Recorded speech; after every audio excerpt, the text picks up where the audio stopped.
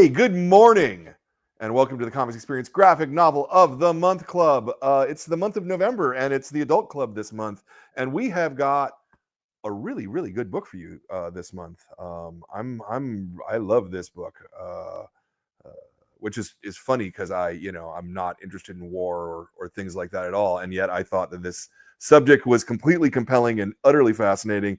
The book is Drafted, right there. And we are very, very happy to be joined by cartoonist Rick Parker. Hello, Thanks. sir. Hi, Brian. It's great to be here with you and all of your viewers. Yeah. Yeah, it's great to have you, man. How's everything going? Everything's going great. Couldn't ask for better. Love it, love it, love it. All right, so the first question I ask, it's always the same question. I really like this question. I think it gets to kind of the core of what we're doing here with the clubs, but it's why comics? Of all the ways that you can and you do express yourself, what is it about comics that speaks to you, that engages you, that makes it the thing that you want to do? I mean, doing a book like this is an enormous amount of work. It's a challenge to come up with a long narrative like this. And so, what drives you to put that kind of energy into comics? Well, I just love to draw. That was the first part of the answer. But I never thought of myself as a writer. And I worked in comics at Marvel for many years, with writers and in other places with writers. And I always wanted to do something, a long form autobiographical story. I've had an interesting life, and it happened even more I worked with Harvey Pekar in 2009 and 2010. And, illustrating stories for him made me, one day it made me want to do something like this. And I just love to draw, but in 2014, I got a blog and started writing about my life. I think it was on Veterans Day, and I wrote one of these stories about a veteran. And I discovered I really liked writing. I had never thought of myself as a writer, but writing moved me in a way that art never did. It really touched my heart. I mean, sometimes, in drawing pictures, you'll occasionally make yourself laugh. But, in writing, I experienced feelings that I had never experienced before. And I just loved telling the stories. They just came pouring out. So I hope that, answers your question. Yeah.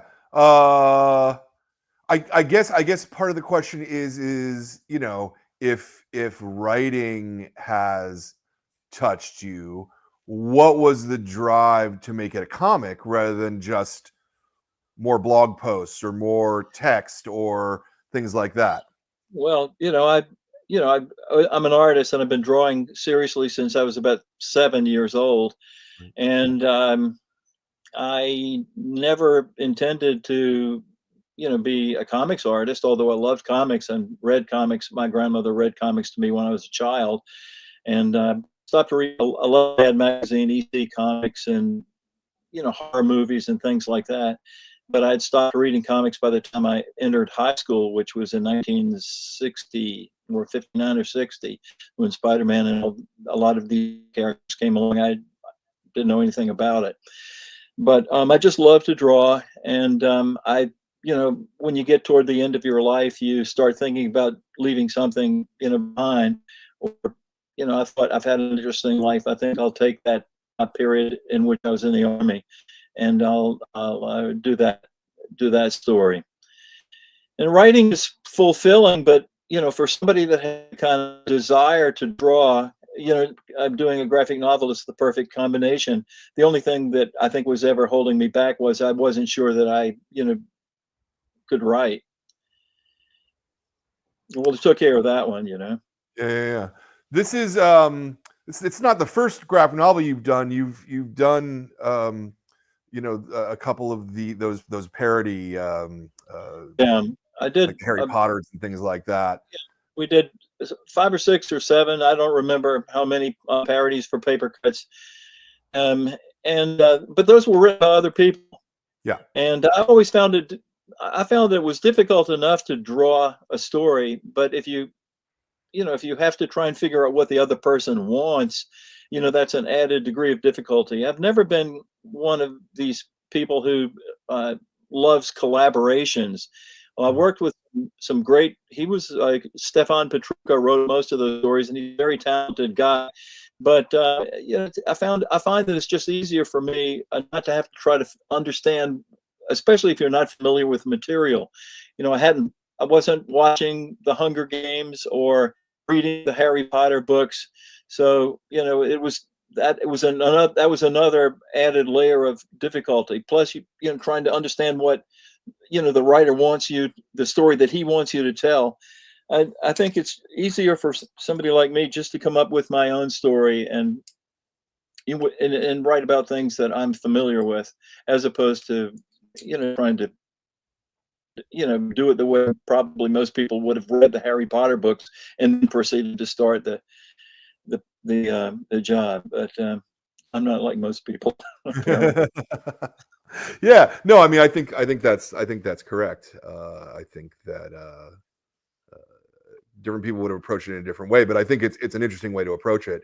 Let's talk maybe about did you have any formal training in art? Yes, when I was 15 or 15 years old, 16 years old, my father paid for me to take the famous artist correspondence course. And, I worked on that for a couple of years. And then, I went to school in Savannah, but they didn't have any art classes. Anyway, I flunked out of college after about a couple of semesters and got drafted into the Army. Yeah. But I'd been drawing a lot, since I was maybe 6 or 7 years old. And was pretty good at it. When I got out of the Army, I went to the University of Georgia and studied painting and drawing. And I was told that I would not be able to make a living as a painter, so I should get a graduate degree and teach on the college level. So I moved to New York City and got my master's degree at Pratt Institute in printmaking. And there was so much technique involved in printmaking. I thought, well, you can't teach somebody how to be an artist, or you can't teach them how to do what they need to do, but you can certainly teach them the technique. So I worked briefly as a artist's printer in New York City at the Bob Blackburn workshop, printing editions of artist work, famous artists or well-known artists whose galleries wanted them to have a less expensive alternative to their paintings or sculpture. And I worked with a couple of interesting people. And I'm actually doing a graphic novel about my life as an artist in New York, and I hope to Nice. be finished with that in another year or so. And a lot of those kinds of stories are in there. But I didn't like being on my feet all the time. I didn't like producing multiple versions of artwork that I didn't particularly like. So things didn't really work out for me as an artist printer, but that's all right. I was a cab driver, in New York City for about a year and a half, and thought I would learn learn our way around New York City, and I had a lot of interesting experiences doing that. And I had met people when I came to New York who worked at Marvel, and I was not. I didn't think I would ever be working in comics, but I went up there and I thought, wow, what a cool place. If I ever have to get a job, I wouldn't mind working in a place like this. The people there seemed to be having fun. They were all very nice to each other. They were very funny. A riot. I got invited to a screening for, I guess it was The Exorcist, and before the lights went out, they were making funny comments, and after the film started, they were really making funny comments. And I just thought, wow, if I ever have to get a job, I wouldn't mind working at a place like this. But I didn't want to work at a place where I was dating somebody who was also doing that work. I saw what she had. She was a freelance letterer, and I thought, well, I can do that, And I had I had a job at that time, working for a furniture maker in Brooklyn, and I was, grinding the rough casting off of brass plumbing fixture to copper tubing, and it was, my hands were hitting the grinding wheel, and I was my hands were covered with scabs all the time. It was terrible. Anyway, she decided that after a while she was going to marry and move to Tucson, Arizona, which I thought was a bit of a shock. But later on, when I was a cab driver, I was passing Marvel Comics, and I saw Stan Lee come out of the building, and I said, "Oh yeah, that's the place where my old girlfriend took me. I remember that place." And wait a minute, she doesn't even live in New York City anymore. She's married. I bet if I go up there, maybe they'll give me a job. So I put together a portfolio of artwork. That's what I was thinking I was going to be doing. And in those days, you could just walk into the office and tell, I'd like to show my work to somebody.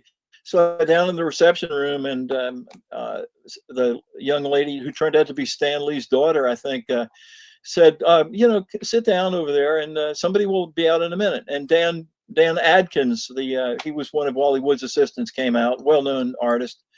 He came out and he looked at my work, and I I'd gone to a comic shop. I hadn't read comics in a year, and I bought a copy of Spider-Man number 64, I think. I thought I'll just copy a page of this book, and I'll put that in my portfolio. I had other works that I'd done that were in my portfolio.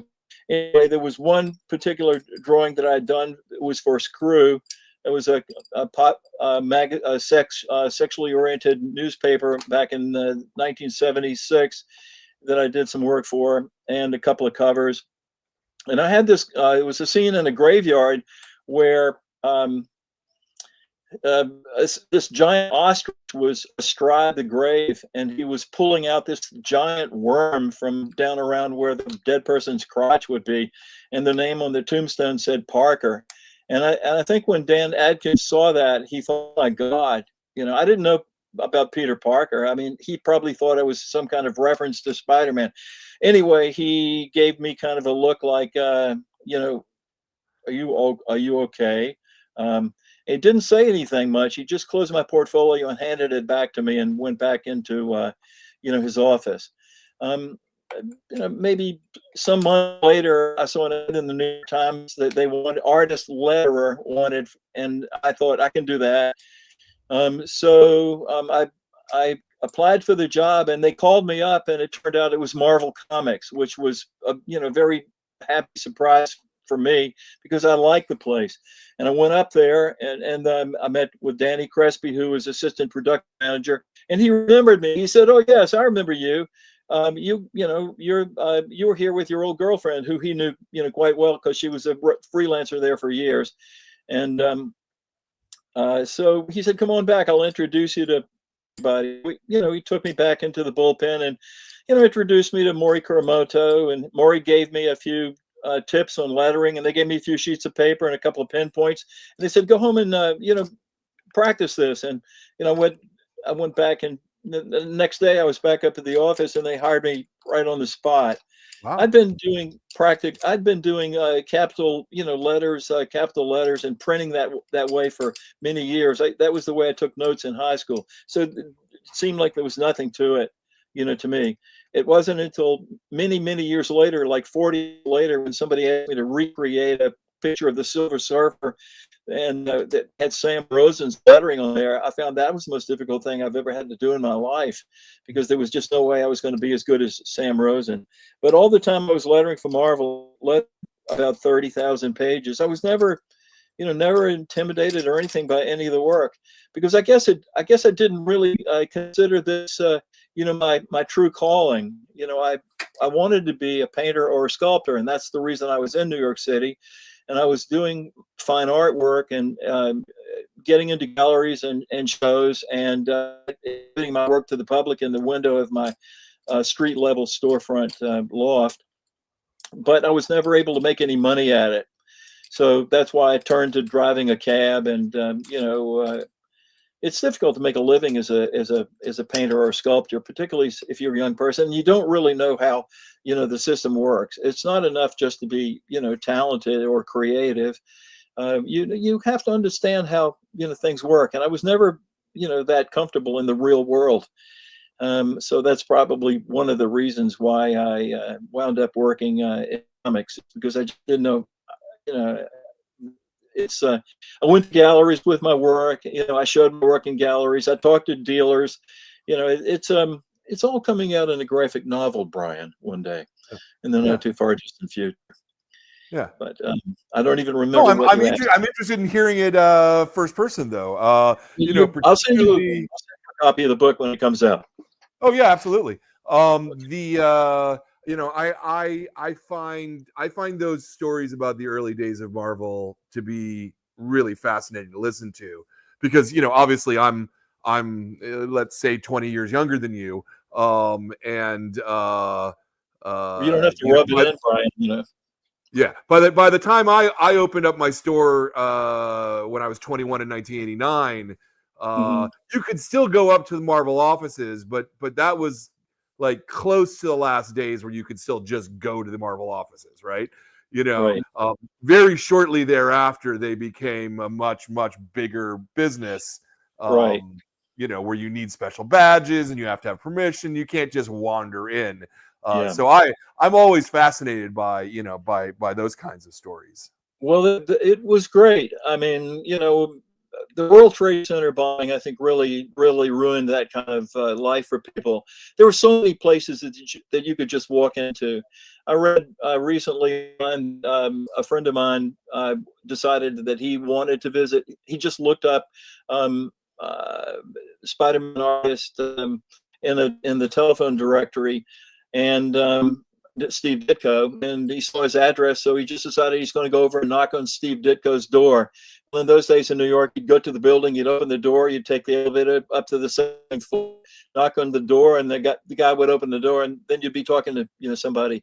But but Marvel Comics was like that in the beginning, and I remember I got into conversations with people that would come up there trying to show their work. I'd be coming back from lunch with a friend, and somebody would be talking to the receptionist trying to get in there, and would somebody look at my work, and I said, I'll look at your work. But people were coming from all over the country with their portfolios. Some people were, they were desperate for work. But I went back there after Beavis and Butt comic ended, and I couldn't even get in there. Right. Yeah. So it was, it's just it was, things change, and sometimes they change drastically. Oh, that's very true. So you were lettering for a long time there. What was the first comic that you drew that got published?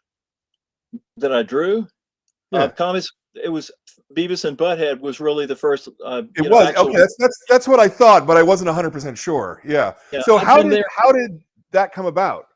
Well, I'd been there for 15 years, Yeah. and I was always, waiting for the right project to come along. That somebody would recognize that I had, talent in that for a particular style. I found out that I was not a superhero artist. I was what they called a weird humor artist, and kind of like humor had had its day, and I would have been good for something like maybe Maurice Evans said that you would have been great on. I can't remember the name of the comic book anymore, but it was something like a blah or something blah or something like that. It just sounded not. But they had Howard the Duck was lying around in the room. I think that had come out the previous year, and I saw that and I thought, wow, that's the kind of thing I would be interested in doing. But I think that also I was interested in making money. When I first started at Marvel, I wasn't thinking I want to do my own comic book. I was looking at that as a job so that I could continue to do my fine art work. I didn't really think about Marvel as a possibility for me creatively until I just kind of fell in love with comics. I was working on the Spider-Man strip, and Stan Lee was the writer, and John Romita was the artist of that. And I started getting excited. I'd worked in Marvel for a year or two, and nothing I'd seen had really excited me that much because I just didn't get it. I didn't understand, the whole thing with superheroes. But it just was, this art form was just alien to my consciousness. But I loved the strip, and I thought it was really great that people could tell a story, drawn out over years in strip form. And so, in '81, I did a strip, a comic strip about a friend of mine, named George. And Jim Salicrup saw it. He thought it was good, and he wanted to know more about it. And I only had maybe about himself, copies of the thing. And when he saw it, I had long stopped doing that. I abandoned the strip. I've tried lots of different things, but in about 85 and 86, I had a piece of paper that I kept on my drawing table. And when you're lettering comic books, you want to make sure that the mark that putting down is right. So you practice a little bit on a separate piece of paper. But instead of making marks, I would actually draw, funny faces and things like that. So one day I looked down at the paper and it was just covered with all of these figures, or these wacky, goofy, kind of cartoony figures. And I thought, man, wow. It was like I saw it for the first time. And I thought, I am going to change the focus of my work to cartooning. And so from that moment on, I started thinking of myself as a cartoonist. But I continued to get as much work as I possibly could at Marvel. I was younger, and I needed to make money. I was living in New York City. But every chance I could get, I would draw. When I was waiting for the messengers to pick up the envelopes with the Spider-Man pages on it, for example, I would draw on the out of the envelope next to where the address of the recipient was. And they started saving those envelopes. They cut the pictures of the envelopes once I went up to Marvel, and they were all over the filing cabinet in the office. And there was a young assistant editor there, Glenn Hurdling, and he was a funny guy. And he said, "Rick, I want you to know that if I ever get to be an editor at this place, I'd like to work with you." I thought, great, that was nice. And when that project came along, it was so popular on television. When Marvel got the rights to do it, they chose Glenn because he was a funny guy. He was into superheroes and stuff, but he also was just looked at as the funny person. So they gave it to him instead of Ralph Macchio, or maybe Louise Jones or Louise Simonson. Anyway, he came right up to me and called me. He called me up. I was down in Savannah. We just had a baby. And I was showing off the kid to my parents, and the phone rang, and he said, "Hi, this is Glenn. We got the Beavis Butthead comic book, and we'd like you to be the artist of it." And I thought, wow, that's just like if you want to play baseball, somebody's telling you you're going to be on the New York Yankees, and you just swing the bat and you're going to get a hit. The project was already a huge hit in the country, and by the time the first comic book came out, it had already sold 600,000 copies. So I just thought, oh my God, this is a dream come true. And it was really great. And I loved doing it. And I learned a lot. I did 28 issues, about 500 pages. I did the penciling, the inking, the lettering, and my assistant colored it. And I had two other people working with me. I had two assistants in those days. And it was it was really nice. I got to meet a lot of great people, travel around it. And but there was something missing, and I finally realized what it is. This is somebody else's work. Somebody else created this thing. You did not create this thing. And so it was like, I realized, in order for me to be happy with myself, I was going to have to come up with something sooner or later. And I was waiting and waiting for maybe a long time for the time to be right. But, or for somebody to ask me to do something else that I was right for. So what I've learned is, and I want to tell all young artists out there, is do not wait for somebody to ask you to do something that you want to do. Do not wait to be invited. Do not wait for the phone to ring. Do not wait to be discovered. Just go ahead and do whatever it is that you think would be good at and like doing and enjoy doing, and do the best you can. And then put that in front of somebody who might be able to, help you, or get it published. Yeah. So, you have to be the one to make things happen instead of waiting for, to be picked for something. Yeah. No, absolutely. Were you writing the Beavis and Butthead comics too, or just drawing them? No. The first 5 issues were written by Mike Lackey, and then I guess he was making. There was a lot of money being made on the royalties. They didn't want to call them royalties, incentive bonuses or whatever. And the MTV writers must have heard about that. So they insisted that they write the comic books. And Mike was unceremoniously, shunted aside. And I think that the scripts that they gave me were not really comics. They weren't written. I don't know, these people were very smart and they were very good writers. I don't know if they'd written for comics before, but there was enough material there that I was able to, to tell the story that wanted told. And then I, if I thought of something funny or thought of a way to maybe give it a different twist, I could do that. And the editor was fine with that. And you know, I was a big fan of Mad Magazine when I was a kid, and Harvey Kurtzman and Will Elder had this thing called Chicken Fat. That Harvey would do the stories, and he would lay out the stories and with tissue overlays, and Will Elder would go over it and over it. But if Will Elder was working on turning them into finished artwork, and he saw something, he thought of something funny, he just went wild with it. And I love that stuff. He was always adding sight gags and all kinds of wacky stuff that, you know. So the MTV book was kind of a combination of what MTV wanted and then what Rick Parker wanted. And a funny thing I can tell you, when I was after Beavis and Butthead ended, a friend of mine was auditioning for a voiceover role in Beavis and Butthead 2 America, and he was an actor now. He went up to the headquarters at MTV, and they asked him to go in this room, and he went into the room, and there was a young man sitting in there, and my friend said, "Are you here to audition for the part?" And I guess says, "No, I'm Mike Judge. I'm the person that created the material." He said, "Oh," he said, "then you must know my friend Rick Parker." And he said, Mike got this look on his face like, "Oh." He says, my friend said, "He drew the comic book." And Mike said, "Oh, I never liked the comic book."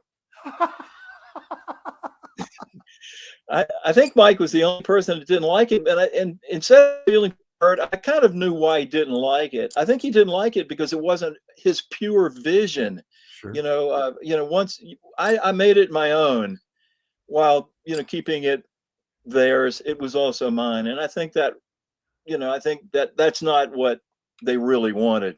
It's, if you create something, and you give it falls into somebody else's hands, it's just never going to be exactly what you wanted, at least as far as that's. I thought that was funny. I thought you'd like that. Yeah, no, I do.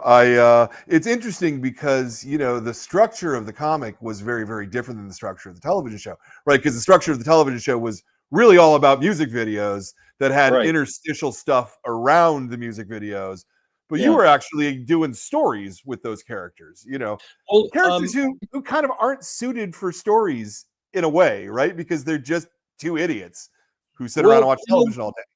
One of the things I realized when I was working on that is that comics is very different from film and television. In film and television, a person sits still and their eyes stay still, and the pictures move, and the images are being fed into their brain very quickly. But in comics, the pictures stay still and the eyes move, and the eyes don't move to the next panel or page until you want to. So you can spend lots of time looking on a page. And I tried to put as much things going on in the background, to try to keep the people engaged in reading the book as long as possible, and to discover things, and to see things that maybe other people didn't see. And that these things weren't too distracting, hopefully, from the story. But you could read the comic book twice. You could read it for the story that was written, and then you could go back and you could look at the things that I put in.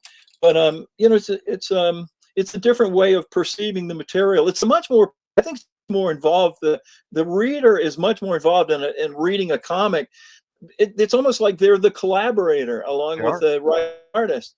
Whereas in the films, yes, you do interpret the stories and the pictures that you're seeing, but you have a lot more time, I think, to think about it and then move slowly on to the next page. Anyway, that's my theory.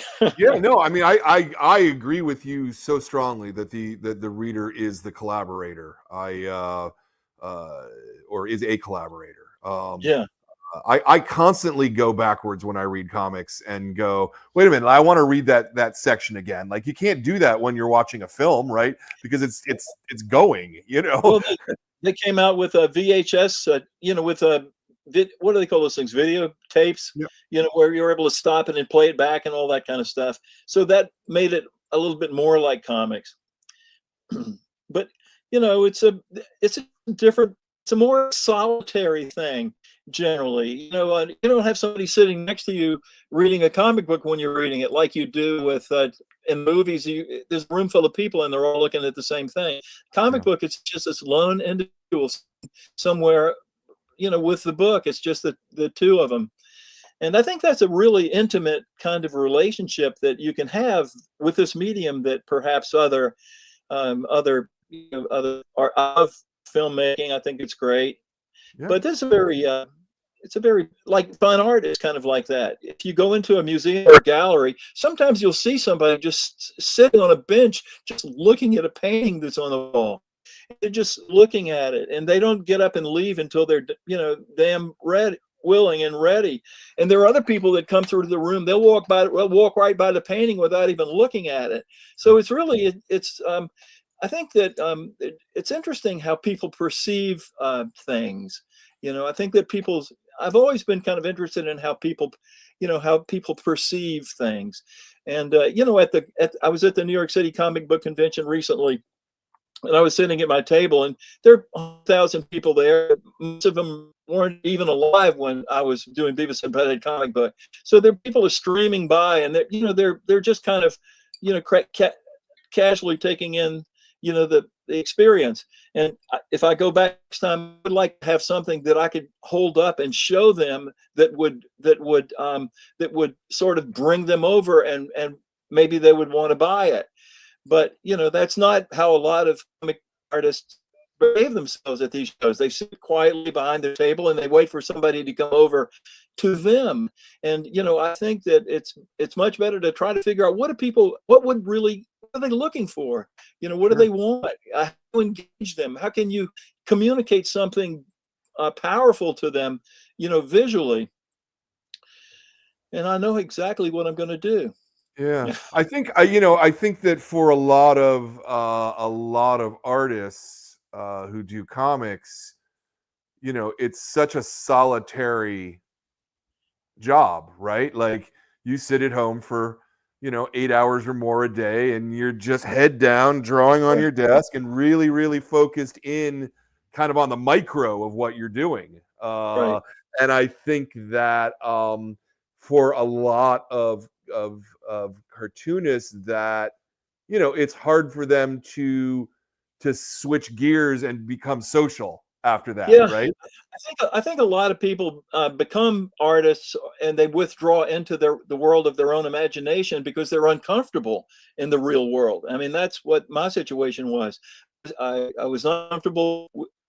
Other kids didn't seem to like me. They didn't want to play with me. I wasn't good in sports, and those things are painful, rejections when you're a child. And I did have artistic ability, and my parents both, and they encouraged me from an early age. And the more I drew and went into the world of my own imagination, the happier I was, and the more I felt comfortable. I've always felt completely comfortable in the world of my own imagination. And I think that, but when you're working for 10 to 12 hours, 14 hours a day on something, yes, it's good. It's part of being, successful is you've got to go out and meet people. You got to, show your face. Plus, I've always liked people. I like going out and meeting people. I think people are the most interesting thing in the world. And I met some really great people.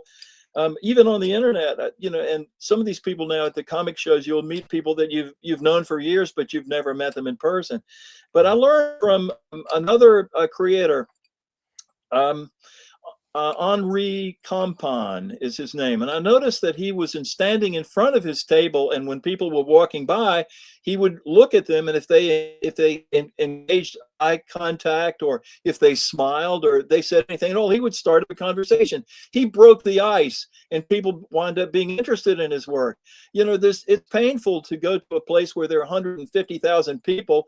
Got your work, something that's close to your heart, and it's all laid out on the table, and nobody's even coming over to look at it. Yeah. So you've got, if you want to communicate with people, sometimes you have to be the one to break the ice, or to say hello, or you're smiling, come over, let me show you what I've been doing. And most of the time they'll do it. I don't think I've ever had anybody push past me and say, buddy, get out of my way, I'm not interested in your crap. Yeah. But I realized that I think what I've been trying to do all along is I just want to have some kind of a communication with another human being, Yeah. someone Yeah. outside of myself. Well, there's parts of Drafted too where you're showing how your ability to cartoon made you friends in your platoon. People started paying attention to you and looking up to you because you were doing something that was entertaining them in that context. Well, I thought I was going to get my ass kicked. The first day I was in the Army, this guy came over to me and he said, I'm taking the bottom bunk. I said, okay, I was not somebody who, whatever fights I had gotten into up until I was 18 years old, I was not the winner. I was always the one that got the pushed down on the ground and had the grass dribbled in his face or something. I was a skinny little kid. But in the Army, it was a totally intimidating experience for me. Anyway, this guy comes over to me, and I said, I said, where are you from? I was just trying to conversation. He said, I'm from New York, and that wasn't getting any better. So somewhere along the line, I told him I was an artist, and I was thinking that if I told him I was an artist, he would be, favorably disposed toward me, and not, beat my ass. But so he took out his wallet and he showed me a picture of his girlfriend. And he says, "Can you draw her?" And I was going to draw her. That was going to no. I wasn't going to say no to him. Somewhere I scrunched up a piece of paper and a pencil. It took about an hour, and I drew a picture of this guy's girlfriend. And he looked at it and he said, "Now that's the shit." And I thought, that's the shit. I didn't know what that. I don't know, but at least. But anyway, the next morning there were 14 other people over there with with pictures of their girlfriends that they wanted me to draw. So it was something. Even when I was in school, I was in grammar school, or fifth grade, sixth grade. People were always coming over to me with things they wanted me to draw, pictures of automobiles and just crazy stuff. Mad Magazine was very popular, when I was that age. But drawing has saved me from so much, Brian. I mean, it's got through some very difficult times in my life. To be honest with you, won't go into. I don't want anybody feel sorry for me, but life has its ups and downs. We all have times that are hard, and when things are particularly difficult, I turn to art. It makes me temporarily at least forget what my problems are, and I can get some relief from that. Maybe it's like a drug that way. I mean, some other people might drink or take drugs to escape the reality that they're uncomfortable with. I've always escaped into the world of my own imagination, but the problem is you have to leave there. You can't stay there all the time. You have to come out. Yeah, I get that. So you mentioned earlier, when you had first started deciding that you were going to do Drafted, or at least something along those lines. What was the process like for you to then sell it to a publisher, to find a publisher? Well, before I even started working on the project, I was at the New York City Comic Convention. I went around looking at things that were on people's tables. I wasn't in Artist Alley or anything.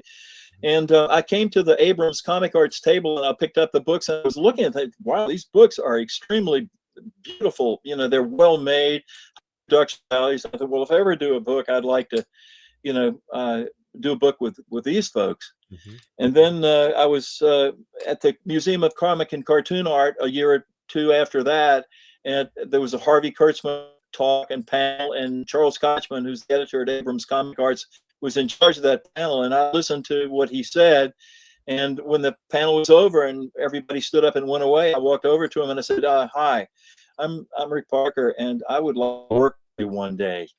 So I thought, okay, I know who the person is that is in charge there. I know they do beautiful work, and I saw John Backdorf's book, My Friend Dahmer, which I thought I could, I started reading that thing, and I couldn't put it down, and I thought this is a good publisher. Anyway, so when I got my plan all along was to show the work to Abrams. but I didn't have an agent. And I knew that, I liked the work that Fantagraphics was doing, and I liked drawing some of the stuff that Drawn and Quarterly was doing. So I sent them, but I sent it to Charlie first. And don't have immediately. I'm sure that they get lots and lots of submissions. But anyway, he did acknowledge that he received my, it was like a 30 or 40 pages of material, and I kept waiting, for him to get, to me. And weeks passed, months passed. I think after 6 months, I think I sent him an email, said, what do you think, or something, and I didn't hear anything at all from him at that particular. Didn't return my email, but I realized, that people are busy, and there are many other things that they're doing. But and also, I think that they are more interested. I think that publishers are more interested in hearing from an agent. So the agent kind of, in some instances, works as a screener or a gatekeeper for the publisher. Sure. And if the agent thinks it's good, then maybe they'll take a look at it. So I had a guy I worked with who was a friend, Dan Fingeroth. I'm sure you know who he is. Yep. He suggested that I contact a certain person whose name I don't want to give, because I don't want everybody in the world, sending her, samples of their work. But I think it's important, and there are a lot of good agents out there. And I think it's good to have an agent if you want to get your work in front of somebody. I think that really helps. And the agent said she was really busy. She couldn't possibly, take on more people. But go ahead, since Danny recommended you, you can go ahead and send me some samples of your work. So I sent her the first 40 or 50 pages. And a couple of weeks later, I got a call from her, and she said, Rick, I couldn't put it down. And, that's, the kind of, that's music to the ears of any writer, that somebody, you want people to be engaged with your work. It's a conversation, really. Like you're having a conversation with somebody, and if you see somebody on the street and they're interested enough in you that they'll stop and talk to you for a minute, you don't want them to lose interest in you. You want to keep them talking as long as possible, or at least until you finished your thought. And these cases of these graphic novels, your thought, it's going to take somebody 3 or 4 hours if they read it in one reading. But a lot of times people, they just take it, and fortunately this book is divided up into chapters, and I think that makes it a bit easier. You finish a chapter, you can just put it down and pick it up, the next day. But I'm kind of got off. I'm really good at getting off on tangents. No, it's all good. I don't mind tangents at all. I guess my next question then is, you said you had sent the agent 30 or 40 pages, let's say. Was that fully drawn? Yes, it was. These pages looked as good as I could make them. And I've been told now by my agent not to do that again. Keep it. You can have the writing can be as good as it can possibly be, but the artwork doesn't have to be polished. For my next book, I've been doing breakdowns, and a little bit maybe rough. You could call them rough pencils, I guess. But it's very tempting to want to go ahead and finish the page. But the reason is that these things take a lot of time, and you don't want to spend weeks working on a story to have somebody, what, let's leave that entire thing out. So I'm keeping it takes me a long time to draw my pages, but I'm trying to just give them an idea of what the art's going to look like, but they have to know exactly what the story is. And because they can still read it even though the artwork isn't as good as I can make it. So what I'm doing now is I'm going to, after I've gotten the green light from the editor, I'm going to go back and make all the pictures prettier. Yeah. So did you have the whole book done at that point when you sent the 30 pages out, or had you only done sort of 30 or 40 pages worth? Well, I don't know how other people work. I read somewhere that Chris Ware just makes it up as he goes along. And so I thought, that's okay. I'm going to do that too. I'm going to pick it up as I go along. But I think it's good to have a rough idea of, the beginning, middle, and an end, on a story. And I have a really good memory, apparently, and I was able to remember many of the things that happened when I was in the service. In fact, there were many times when I was in the service that I thought, this is unbelievable. I'm gonna have to write a book about this one day. And so there were certain incidents that were like seared into my consciousness. In fact, I think over the years I had told many of these stories about things that had happened to other people, and maybe there are a dozen or so of those kinds of things, and they all things end up making it into the book. And of course, I don't know about other people, but I've discovered that I'm one of these people I live in the past. That's where I feel like I'm the most comfortable in the past, and I'm constantly, even today, I haven't worked at Marvel in over 30 years, and not a day goes by that I do not think of working at Marvel, think of the people that I knew there. This is why you have to do a book about it, because, just to kind of get out of your system. Finishing the book about the Army did complete something for me. I mean, that whole experience, it needed to be tied up. The lid needed to be put on there. And then you can kind of go on to the next thing. And the next thing for me is my life as an artist in New York, a lot of which took place at Marvel. But I'm thinking about those people all the time. Many of those people aren't here anymore. And I think it got to be great if they were here, because I would love to, for them to see the stories that I've written about them, in the book. And, Yeah. So, but again, the question I was asking was, how much of Drafted was complete at that point? Did you have all 250 roughly pages done? No, I sent them like 80 pages. Uh-huh. Yeah, I sent them 80 pages, and still it was a lot of, maybe another couple of years before, the phone rang, and it was the agent and the editor in chief, and they told me, what they said. They said basically, it's beautiful. We want to publish this book. It's your masterpiece.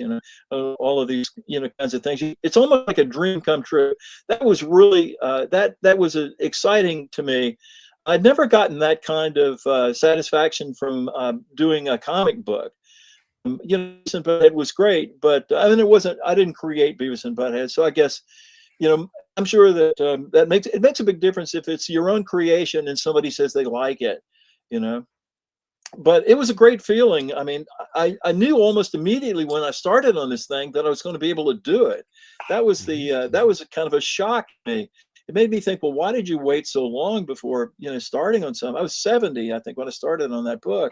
And a lot of it had to do with money, because, when I was 70, it's kind of like nobody was calling me anymore. Nobody was offering me any work. Nobody wanted to hire me to do something, for them. So, if the world doesn't have any use for you, you better come up with some use for yourself. And it turned out to be the best thing that ever happened to me. I felt more comfortable, working on my own creations than I ever did working on anybody else's stuff. Although I will say, I think I was very well suited for Beavis and Butthead. That one was right down my alley, so to speak. Yeah. I understood that humor very well, because that, I'm basically 12 years old living in a 78-year-old man's body. Right. Well, I actually always found that interesting, because you were in your 40s when you were doing Beavis and Butthead, and That's Beavis right. and Butthead was maybe 40s. I mean, I'm guessing there. Yeah, late 40s. Yeah. Late. But that's not really the that's not the target market for Beavis and Butthead, and it's fascinating that you jibed so well with that material as a result. Yeah, I'm not a man. I'm like a boy. I think I'm like 12 years old. I mean, I think that's it. I don't have a lot of the same kinds of goals and aspirations that a lot of grown-ups have. I don't identify with the term grown-up. I don't think of myself as a grown-up. And they say you should always keep the child inside alive. Well, that's not a problem for me. He's alive and well. And but anyway, So things are working out. yeah. So you said that you had a roughly 80 pages of drafted done Yeah, when you started sending it around. right. Um while you were waiting to hear back, did you just keep working on the project or Yeah, yeah, yeah. I kept working on the project because I didn't have anything else to do. right. I Yeah, mean, yeah. I walk the dogs. I spend time with my wife, spend time with my children if they're visiting. And I have friends, but I'm not somebody that goes places, hangs out, has lunch with people. I like to work, and when you're if you've got something that you're working on that's important to you, and you are the clock is ticking. I don't have forever to finish these things. And people my age and younger are dying of natural causes. So I mean, there's a certain impetus to continue to get as much done as you possibly can. I'll be very happy if I can finish this next book, and I'll be thrilled if I can do something after that. Yeah. But these things take a long time to do, and that's just the way it is. But I'm very happy doing it. I enjoy it. I feel great doing it. And when I was working on the Army book, one unexpected benefit to it was I felt like I was 20 years old again, and I hadn't expected that feeling. Yeah. But anyway, Yeah. No, I mean, I'm kind of excited by the idea that you wanted to tell this stories enough that you just did it. You didn't. Nobody was paying you to do it. You didn't know that someone was going to buy it. I mean, obviously, you hoped that someone was going to go, yes, I want to publish that. But the fact that you were going ahead and doing this book without knowing for a fact that it was ever well, going to get published well, is fascinating to me. I had a lot of experience. I think I probably had the world's longest apprenticeship. I worked on uh, thousands of other comic books for other people, ranging from, you name all the big people in comics. And I've loved comics since I was a kid. I think I understand it, and just not superhero material, but I understand this telling story with words and pictures. And I knew I could draw. I've been drawing my whole life. I knew I'd letter because I lettered 30,000 pages for Marvel. I knew I could color because I've studied art. I never thought of myself as a writer. But once I discovered that I could write, and I could particularly write about my own life experiences, I was off to the races. And it was clear right from the probably the very first page I did. I love this. I've never been happier. I don't think I've ever been happier in my life, except maybe when I met my wife. That you discover it's great to discover something about yourself, that you didn't know you had. It's like finding out that this house that you've been living in for 30 years, oh, go through that door over there. There's a whole nother building over there, and Yeah, it's loaded with great stuff. And you can yeah, go in there. It's yours. That's yours. That's your property. So I discovered something it was really wonderful. And I really like writing. Maybe it's because I'm not so hung up about it being great. I just want to tell the story. And I think also part of it is that you have to really want to tell these stories to people. There's some people that have fascinating lives and they just don't want to share or they don't feel like, or there's no impulse to share the information about what happened to them with another person. But I'm dying to tell people about some of the things that happened to me, you know, and yeah. it's important to me to do that, and I don't care how long it takes. And I'm not gonna show it to somebody until I love it. Yeah, yeah. I hear that. What was your like speed of production as you started working on Drafted? Was it were you able to work like you were, you know, 30 years ago when you were doing Beavis and Butthead? I mean, because then you Uh, had to pretty much do a page a day, right? Like you couldn't not do a page a day because the book yeah, had to get published monthly. But you yeah. didn't have a deadline on this. Well, yes, it's true. It's true. There's a different pressure on you when you have a deadline. when I first got Beavis and Butthead comic book, I knew it was like the top entertainment property in the country. I knew that it had already sold hundreds of thousands of copies. It was my first comic book. I wanted to do a great job on it. And I worked on that first issue for 6 weeks. And when I say 6 weeks, I'm talking about once I got started on it, I worked on it 7 days a week, 12 to 14 hours a day for 6 weeks. And I made sure I spent all my time with that book. And I went over it and over it and over it. And now that I'm on my own, and there is the only pressure on me is everybody has a certain lifespan. So I guess you could say that my deadline is to finish things before I can no longer work. Right. That's what I want to do. But I think it's a good idea for people to impose some kind of pressure on themselves. Because of the work, if you're not careful, the work will expand to fit the amount of time that you've got. Sure. And I'd like to say I'd like to be able to do like a couple of pages a day. I think that would be a great thing to do, because then you could finish the book. I could finish the book in maybe a year, realistically, particularly if you're writing it, drawing it, penciling it, inking it, letter it, coloring, all that kind of stuff. But you got to put a little bit extra pressure on yourself, I think, if you're a creative person. You can't be satisfied with some comfortable, I'm very comfortable just doing 1 page a day. Well, if you could, that's fine if you can do 1 page a day, but if you can do 2 pages a day, put yourself a little bit harder, because I think that we are all capable of a great deal more than we realize. I mean, Yeah. I've certainly realized that in my case. Yeah. In terms of your process, are you kind of working in batches? In other words, are you like penciling part of a chapter and then inking it and then lettering it, or are you doing a finished page and then going on to the next finished page? Does that make sense? No, I generally, if I have an idea for something, for a story, I try to figure out how many pages is this story going to take.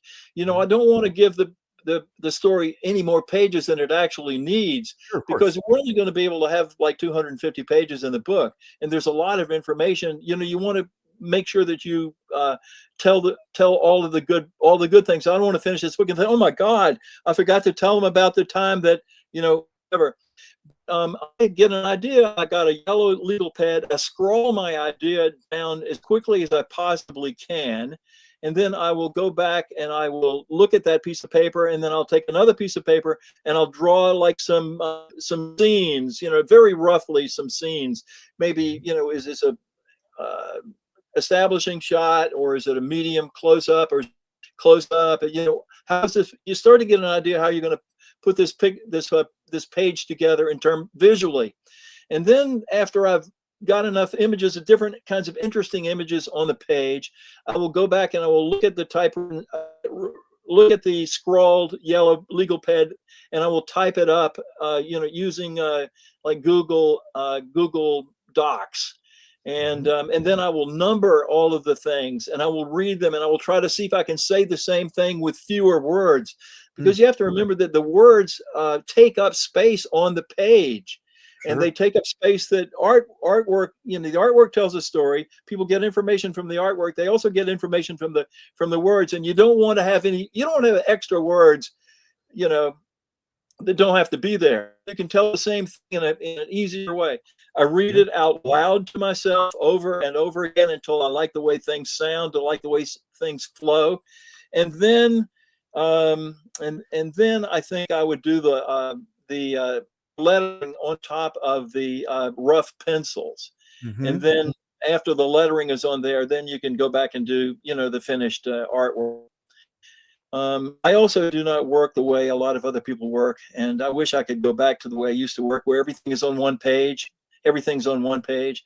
Now, because of computers, it's very tempting to draw, say, a major figure, draw it on a separate piece of paper, scan that, and then bring it in, maybe move it around.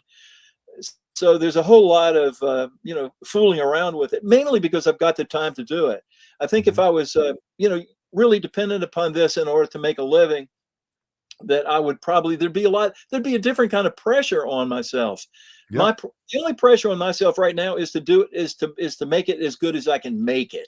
And I Yeah. think if you make something as good as you can make it, you should be able to rest assured that everybody, if you love it, everybody else probably will be okay with it at least. Yep. And maybe some of the people would actually love it. But I'm just trying to please myself and hope for the best. Yeah. Do you think that your experience as a letterer um, changed the way that you did your rewrites because you have the knowledge of space on a page Yes. in terms of words? Yeah, absolutely. That's a great question. I'm glad you asked. It's probably the most important thing for people to know. I think that you cannot help learn something by looking at. In the old days, when I was working, you'd get. I was working in the bullpen on staff for 6 years, and you see art all the time. And if you're working from a script, you actually have the actually typewritten script that's Chris Claremont or somebody actually wrote. And and you're holding the pages that John Byrne drew, in your hands. I remember I'd gone home to work on contract in 1987, and a job arrived by messenger, and I opened up the envelope and I pulled it out. It was Mike Zeck artwork, and I thought, whoa, this is great art here. I mean, I was very impressed. And the script was by Mark DeMatteis, and he was already, well known as a great writer. And in fact, I asked Archie Goodwin one time when Archie was, I really loved Archie Goodwin. He was in the office. He was editor in chief when I started, and I asked him, what kind of writers, who do you think are the good writers? And he mentioned DeMatteis. So I was always interested in DeMatteis. So here's a job that's written by DeMatteis and is inked by, penciled by. Who did I say penciled? Mike Zeck. Mm-hmm. Yeah. And I thought, wow, I got to do a great job. So you take your time, you do a really good job on that. But a lot of the other projects, I just dipped a pen in ink and I just started lettering it. And but sometimes you take great pains on something, particularly if you think it's an exceptional thing. And they're talking about that book as being one of the great Marvel comics. It's a six-part miniseries. But I learned so much looking at the artwork of Gil Kane.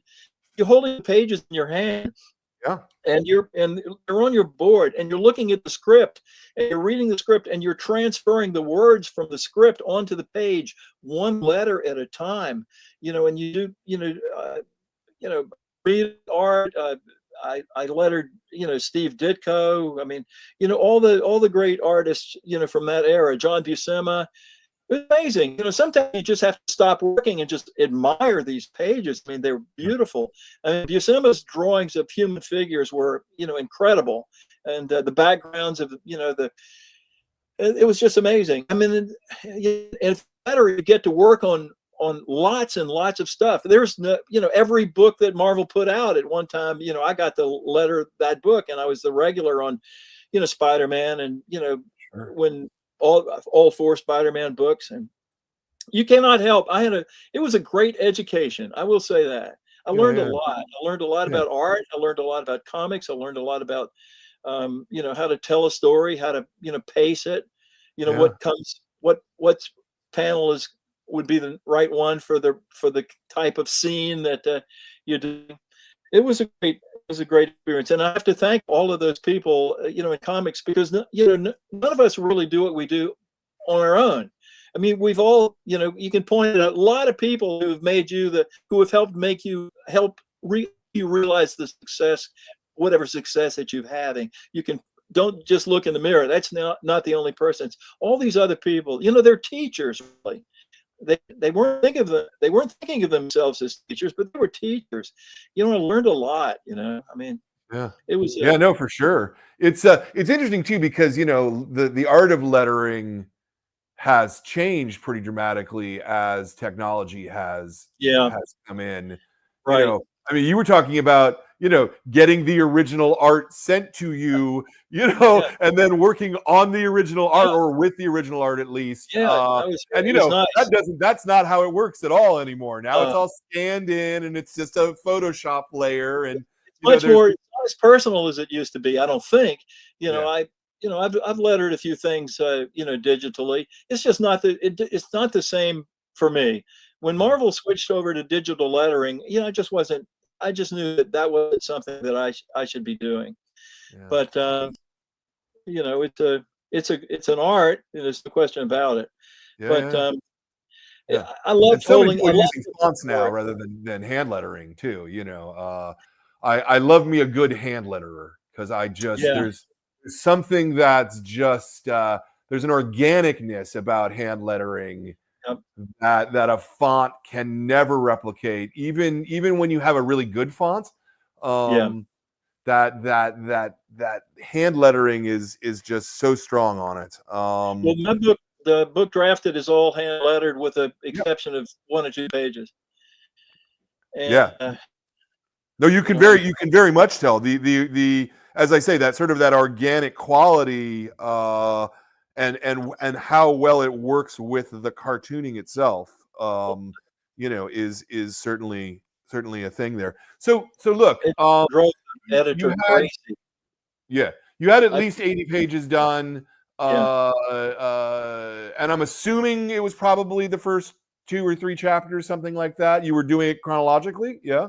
Well, you know what? This is sort of a series of things that happened that I've tried to weave them together artfully. Mhm. You know, but I was going to say, you know, there one of the things that I think really bothered Abrams with my work is that the lettering is different sizes on different pages. You might notice that as you thumb through. Well, it's like twice as big on this page on the previous.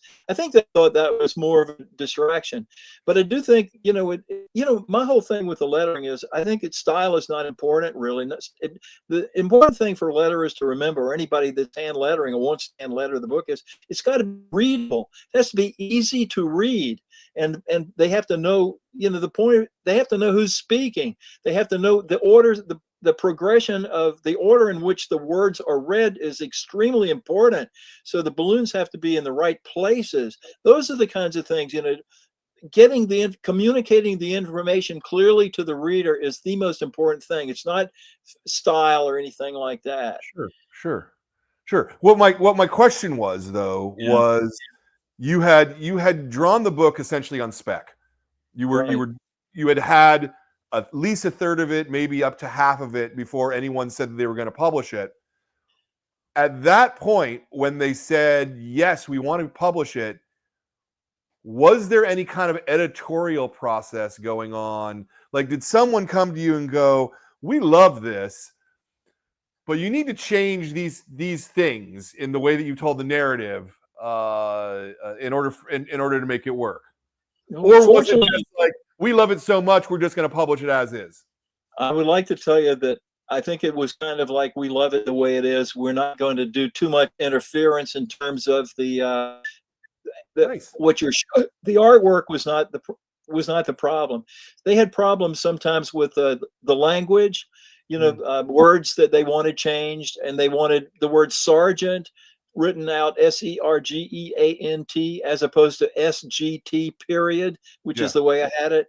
And if you're doing a book on the military and you've got privates, PVT period, sergeants, captain CPT, and you have to go back and change all of those things into the words. That was like not my thing to do. There was a lot of that kind of stuff. The editor is really brilliant, and everybody's always talking about how great this guy is, and it's one of the things that is he is very smart, and he told me something that I think was the most important thing. He said, Rick, this is not the story of a young guy from Georgia that gets drafted into the Army during the war in Vietnam.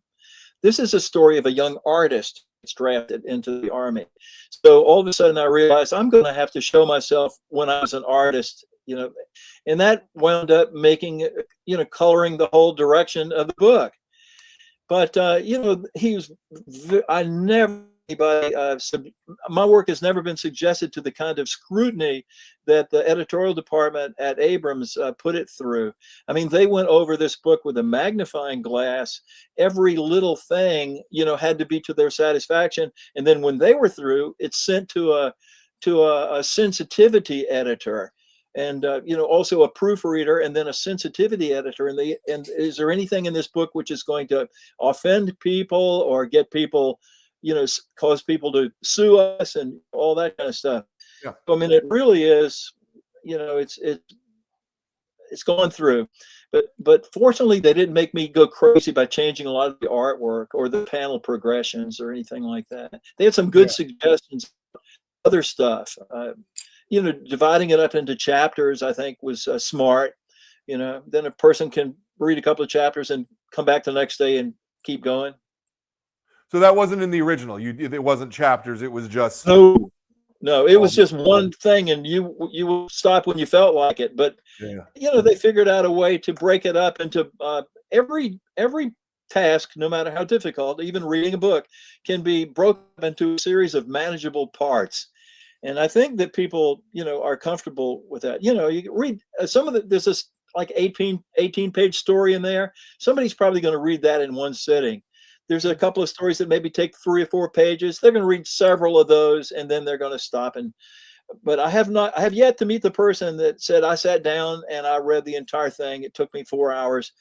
I haven't met that person yet. But I think it's good to. I did. I mean, when I first got it, because as part of my job, I have to evaluate books, right? If we're going to pick them for the club, and I did sit down, and it took me about 6 hours to get all the way through it. I think I took a break, probably around page 200 or so, because I was just like, okay, I need to get this out of my head for a minute. But I pretty much read it straight through, man. So I have to ask.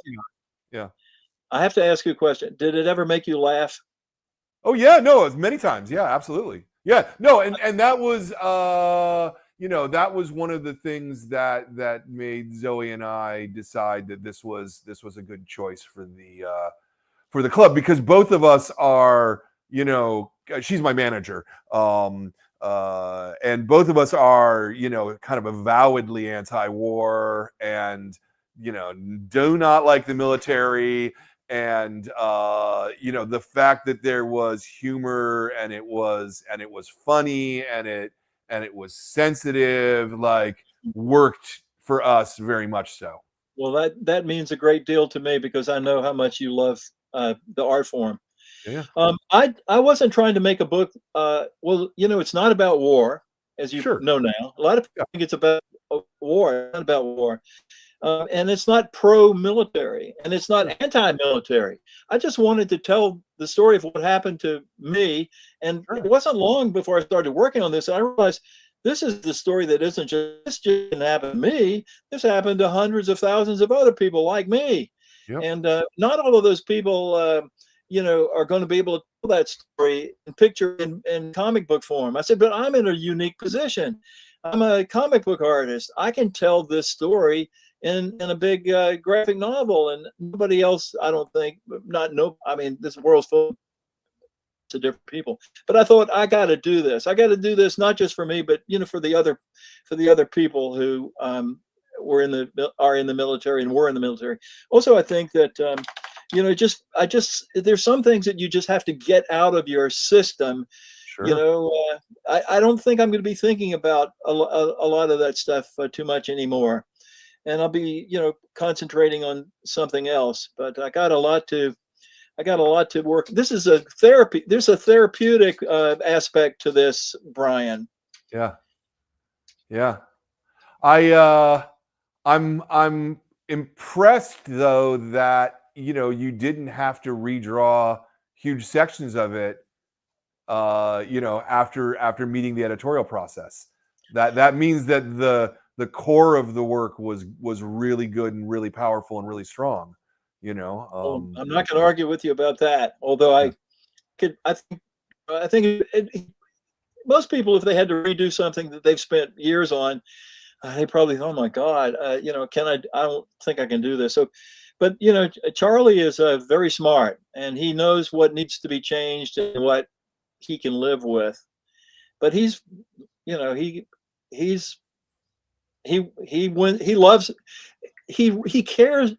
about the material. He really cares about it, and that's a huge thing for an editor. To have somebody who's editing your material who really cares about it. I mean, that makes all the difference in the world. Yeah. Yeah. I mean, hopefully if you're editing comics, you're only editing things that you care about, hopefully. Hopefully. No. Even Well, even the guys at Marvel Comics, like it's superhero stuff, but I think that most of them very, very much cared about the material that they were publishing, well, I can say that I hope you're right. I know that Jim Salicrup did. He was the editor in the Spider-Man office, and he wanted things to be, as good as they can be. And I don't think anybody, Larry Mercer is not somebody that's going to settle for something that he doesn't think is up to par. Yep. For a couple of years, my desk was right outside his office, and I used to see people come in there with artwork, and I used to hear his reaction to it. And Larry is not a person who minces words, Right. and he would laugh or just laugh and say, "This sucks." I mean, I don't know what the artist came out of there with, they're hanging their head low, but they care about this stuff. I mean, that's it. If they don't, it's not going to be successful. If you got somebody who's publishing a book and they don't care about it, it's not going to be very good. Why should any of the readers care about it? Exactly. But if you care about it and you want something great, something that really moves you, there are people out there who can provide that type of material. Yeah. And So in terms of the next book, which is about your life as an artist in New York, now that it's being published in a sort of a more traditional way, where you're writing a script ahead of time and it's going through the editorial process at that point, right? Like you haven't quite committed the stuff to paper yet. right. Is that changing the way that you're creating? Yes, because it gives you an opportunity to really think the whole project through. I mean, you have to, if you're doing something that covers 25 years of your life and it's autobiographical, what are the things that happened to you during that period of time that you want to tell others about? Sure. And you want to make sure that you cover all of that ground. The last thing I want is to finish something and then say, "Oh my God, I forgot to put in the part about blank." Right. So it's much more of a. It's like you if you're going to fly into the airport, you fly around the airport a couple of times before you land, because once you've landed, that's it. But Yeah. anyway, it's caused me to think more about it and about how the pieces, are joined together, and one thing, flows into the next.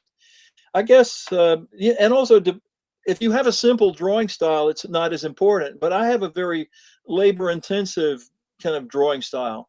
I started when I was first an artist. I started by trying to draw pictures of things, people that look like the people. Comics and cartoons don't necessarily have to be like that. Those things are they are abstractions of reality. Or you can have. I mean, Charles Schultz. Obviously, there's not a little boy that looks like Charlie Brown, but that doesn't stop people from caring about Charlie Brown, relating to Charlie Brown, loving Charlie Brown, feeling for Charlie Brown. So a lot of it, I mean, his stuff is that he it's in the writing. But I don't have a simple drawing style, unfortunately, but I wish but anyway. So the next book, is it going easier, faster, slower, harder? Like how does it compare to doing drafted? Well, it's easier. It's easier because I used to spend I spend a lot of time on drafted worrying about what the artwork looked like. Mm-hmm. When you're working on something, particularly when it's not even, the rest of it isn't even written yet, having the anxiety, having the worry about the artwork doesn't look right, or this, I don't like the way this guy's face or hand is or arm is, or the wrinkles on his clothing, all of that stuff can drive you nuts. But on my book right now, what I'm trying to do is I'm trying to make the writing as good as it possibly can, make the stories flow together possible as good, and I'm not worrying too much about the drawing. The drawing is my first rough draft, and I'm fine with that. And he can, the editor and the anybody that's looking at this can say, oh, I see, that's the old gray-haired guy, that's the young child. You don't have to show them the finished version of what that character is going to look like. And once he's good with it, once he gives me the green light, then I can go back and make the pictures beautiful to look at. And that's the part that I think that I'm good at. I can take a picture and redraw it. And, if Brian, if I was to show you, and I'm having an art show right now at the University of Massachusetts in Lowell, if anybody wants to go see it. And I've got samples of the finished work right next to all of the drawings, the preliminary drawings, something just like really sketchy. You can hardly tell the people from the trees. And then you can see how it became, the finished version. So, any drawing, the nice thing about what we're doing is it's not live on stage in front of an audience. You're working on this on your drawing table, and they don't see the page until you're ready to show it to them. So, they're not seeing these. And if the thing had all the story and lettering and everything was on there and the artwork looked really rough, it's still got some kind of weird appeal. I mean, I don't know, how to tell you. But some of these drawings, the roughs look, wow, this looks almost, I'm almost tempted to, to just leave it like this or clean it up a little bit, I don't want to polish things to the point of, if you're trying to perfection is not something I don't think you should try for. It's just because you're always going to fall short. I mean, I'm always going to fall short. I mean, other people may not. There are plenty of other artists who like, I think Wally Wood was a perfectionist. Stan Lee was a perfectionist. I think P. Craig Russell's work is really perfect, and they know what they can do.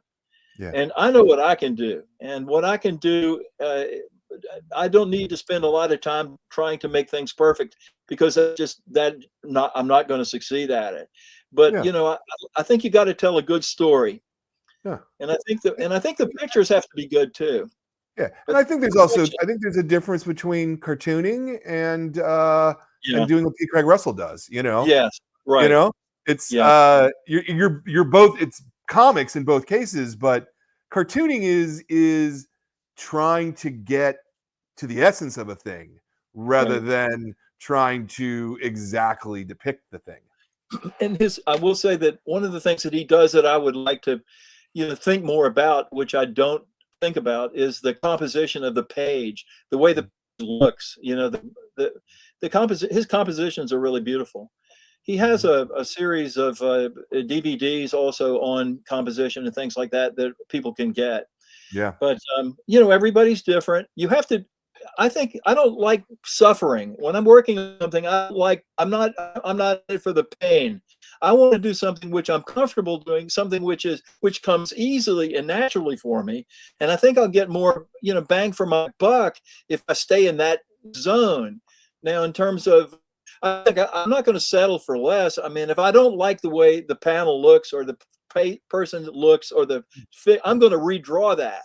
But, the reader doesn't see that. They may not see that I redrew that hand 4 times. But, I got to be able to live with it.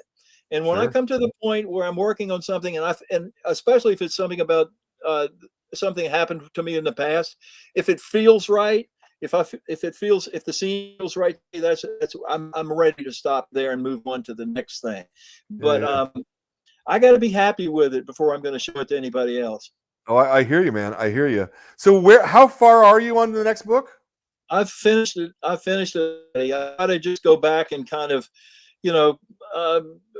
I'm at the editing stage, I guess you could say. Still making sure that I have the right words in there. It's all written and it's all laid out, and the pictures aren't polished to the point. Some of the pages are, but some of them, aren't. But I think, and what I've got to do is I've got to, you have to work. There's so many distractions in life. You can't, spend, you can't spend it. I spent a lot of time watching the news in the last few years. I will say that, watching what's going on in the world. I think and before I used to just limit that to, I'd watch the evening news, 30 minutes, and I'd get back to work. Right. But the internet is a great distraction. Facebook is a great distraction. I love Facebook. I love doing like yesterday I did a cartoon for a cartoon I did posted on Facebook, and that was fun. But then I realized I can't do stuff like this. I got to stay working on this project because these things take thousands and thousands of hours. You have to be very disciplined. And but before being you really have to want to do this because it is not easy. Yeah. It can be fun. I mean, I really enjoy it. If I have a day where I get a couple of pages done and I like the pages, I feel great. I feel like I can maybe walk the dogs for 15 minutes longer than I would have. But, um, anyway, I hear you. it's Yeah, interesting. well, I'm really excited that the next book is already that far into the process. And you say again, you think we're going to see it within a year? I'm going to impose that deadline on myself. I'm going Nice. to make sure that it's done. You have to force yourself to do it. You have Nice. to. I tell young people. I say young people today. I said, one of the most important things to do is learn how to draw. Carry a sketchbook with you everywhere you go. And if you see an old lady sitting on a park bench, draw her and give yourself 2 minutes to do it. Hmm. I think you can get. I think if you give yourself a time limit, you can get it done, and it'll be fine. It'll be different than if you gave yourself. I'll give myself a week to do this page. The page is going to be different from give myself 1 day to do this page. It may not be. It's not going to be better just because it took you 6 days longer. But I think that in these types of projects that where you're drawing thousands and thousands of pictures, you have to impose some kind of deadline on yourself. I Yeah, think no, that makes a lot of sense to me, man. Makes a lot of sense to me. Well, we've been, believe it or not, we've been going over an hour and a half now at this point. It feels like this has just been a real breeze of a conversation. But I just got to say, I love Drafted. I thought this was a terrific book. It had so much heart and so much thoughtfulness to it, and you should be very, very, very proud of what you accomplished here, my friend. I am, and I'd like to tell you how much it means to me that other people are reading this book. It's been my whole thing. What I have been trying to do is I've just been trying to communicate with other human beings my entire life in one shape, manner, or form. And I know that you really know a lot about comics and you love comics. And the fact that you like something that I've done means a great deal to me. And I want to thank you for that. Oh, I thank you, honestly, but I accept that. I do accept your thanks. So just like the first question is always the same, my last question is pretty much always the same, though you've kind of answered it throughout this whole course. But this is a series of interviews. We're at 10 years of doing this. We do 2 interviews a month, so we're like 250 interviews, something like that. Oh, that's great. And so a lot of people watch this who want to make comics. Yeah. And I hear from a lot of people, I want to make comics, but I don't have faith in my ability. I don't know if I have something to say. I, I I've don't know if learned a lot. I'm good enough. So what would be the piece of advice that you would give an aspiring cartoonist? Well, I'm very happy that you asked me this question, and I really do feel that I finally discovered the answer to it. And here it is, that everybody is a beautiful and unique human being with greatness inside. We do not know, a lot of us don't realize how great we actually are. It's like you've got gold buried in your backyard. I can't tell you where the gold is in your yard or how deep you have to dig to get it, but I guarantee you it's there. We all have what it takes to be successful at whatever it is that we want to do. And if anybody tells you, oh, you'll never be able to do that, what they're really saying is that they would never be able to do it. If there's something that you want to do, if there's something that you can imagine, there's a way for you to do it. I think you need to learn how to draw and you need to learn how to write. Those are important. But believe in yourself. We've what it takes to be successful, what we want to do. We've been in we have this thing called a brain. It's amazing. Most people don't ever use more than a small portion of it. But human beings are equipped to handle anything that is thrown their way. And if you go ahead and just do it. Don't worry about whether you can do it or not. You have to, if you hear a little voice inside your head say, oh, you're not good enough, you'll never be able to good enough, you'll never be able to, tell that voice to shut the hell up and just show it that it's wrong. Just sit down and do it. Do not wait until you're 70 years old to start doing something that you perhaps should have been doing years earlier. But anyway, that's my advice. Believe in yourself, work hard, have a dream, and make that dream come true. It's up to you. Nobody else can do it for you. You have to do it for yourself. I love that answer. I think that's just beautiful, man. Yeah, I really do. Well, dude, it's been a joy to talk with you this morning. Same here. Thank you for taking the time to do this. I've been looking forward to speaking to you since I met you at Heroes Con. Jimmy Palmiotti introduced me, Nice. just about almost a year ago now, I guess. Yeah, anyway, thank you so much for me get the word out about my book.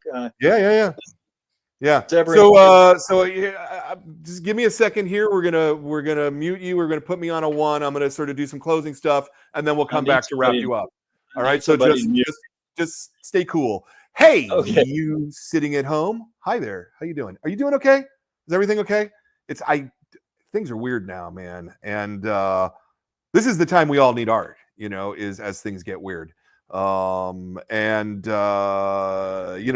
the whole point of this club and the experience that we do is trying to turn you on to good stuff that's gonna fill your brain and fill your heart and change your life. And I absolutely think that Drafted is a book that's like that.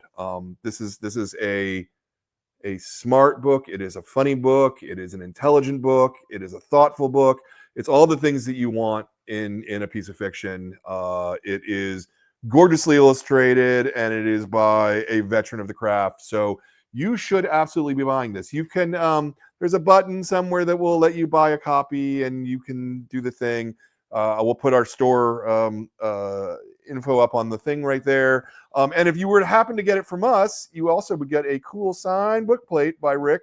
That there's a story that we actually had to go through 2 rounds of these because of poor instructions that were not communicated correctly, but we got it finally. Yay!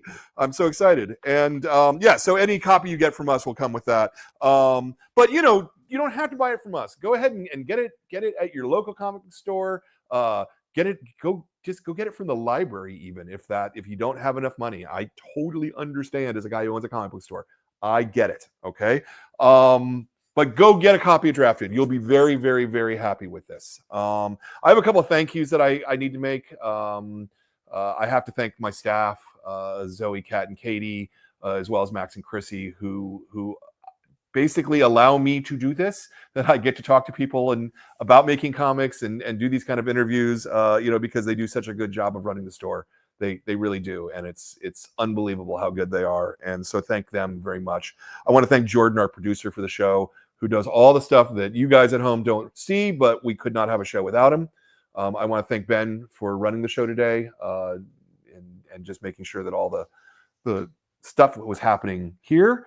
I want to thank all the people who are watching these videos. If you haven't yet, you can hit the bell, and you'll get access to these videos all the time. I want to thank all the members of the club, because honestly, it's you're buying the books that allow us to do this, and we're able to make cartoonists money. That's also a really great thing. I have one more thing, but before I do that, let me just tell you what the next 2 shows are, because I always do this out of order, and I always screw myself up on this. The next adult show is We Called Them Giants by Kieran Gillen, and Stephanie Hans is her last name. I should have that memorized. That's next month's book, so that's be the adult book that we're talking to. The next kids book, which will be the next show actually, is the super cute Detective Beans in the Case of the Missing Hat. It's super cute. Oh, it's very cute. I love talking to people who make comics, and cute comics and serious comics and thoughtful comics. Oh, it's all comics. Love comics. Which brings me to my last thank you, and sort of the most important one. I have to thank all the people who make comics, especially people just like Rick right there, because if it wasn't for you making comics, I would be sitting in a store full of blank paper. And that would really suck, to sit in a store full of blank paper.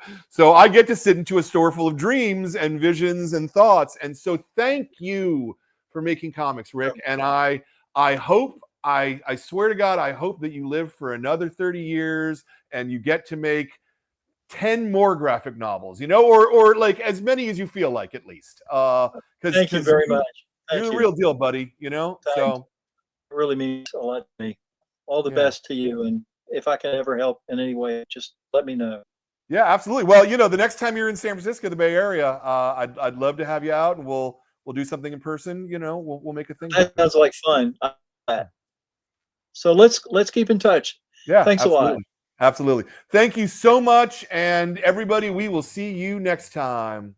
Thank you for watching this episode of the Graphic Novel of the Month Club. If you enjoyed what you were watching, please subscribe and hit that bell up in the top corner. If you enjoyed the books that we're talking about and the creators that we're talking to, every month we pick a brand new book.